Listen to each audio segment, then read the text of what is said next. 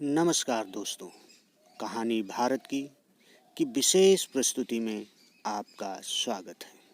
कहानी भारत की इस अनूठी पहल में मैं आपको उन महान विभूतियों से परिचय कराता हूँ जिनका भारतवर्ष के निर्माण में अहम योगदान रहा है।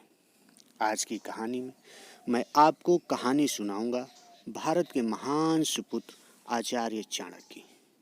आचार्य चाणक्य का जन्म 375 ईसा पूर्व तक्षशिला आज के पाकिस्तान में हुआ था। उनका बचपन का नाम विष्णुगुप्त और कौटिल्य के नाम से जाना जाता था। उनके पिता श्री कनक थे। वो भारत के महानतम दार्शनिक थे।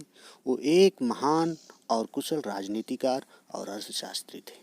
कहा जाता है कि वो बचपन से ही कुशाग्र बुद्धि और प्रतिभा के धनी थे। वे अपनी बुद्धिमत्ता के लिए अपने मित्र मंडली में अक्सर चर्चा में रहते थे। उनके जीवन से जुड़ी एक घटना है जिससे उनके संपूर्ण जीवन को बदल कर रख दिया और भारत के भाग्य को भी एक नई दिशा दिया।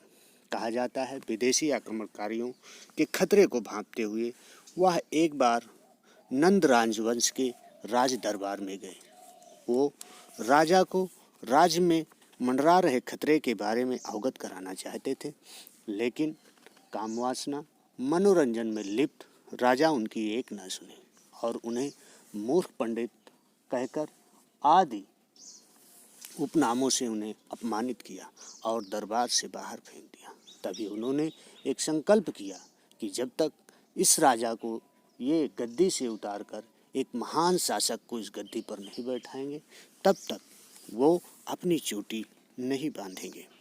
उसके बाद उन्होंने इसके लिए अनवरत कार्य करना शुरू कर दिया और उन्होंने एक साधारण बालक को एक महान शासक बनाकर, जिसका नाम चंद्रगुप्त मौर्य रखा और मौर्य वंश की स्थापना किया।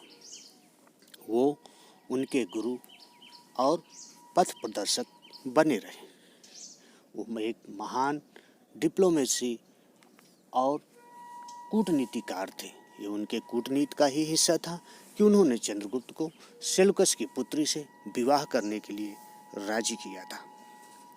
चंद्रगुप्त को सेल्यूकस से मैत्री करने के लिए भी उन्होंने बताया था। उनकी मृत्यु 283 ईसा पूर्व में मगध की राजधानी पाटलिपुत्र में हुई थी। भारत अपने महान इस सुपुत्र को हमेशा याद रखेगा, उसके कार्यों से हमेशा प्रेरणा लेता रहेगा। आचार्य चाणक्य का संपूर्ण जीवन राष्ट्र प्रथम की भावना से प्रेरित था। वो राष्ट्र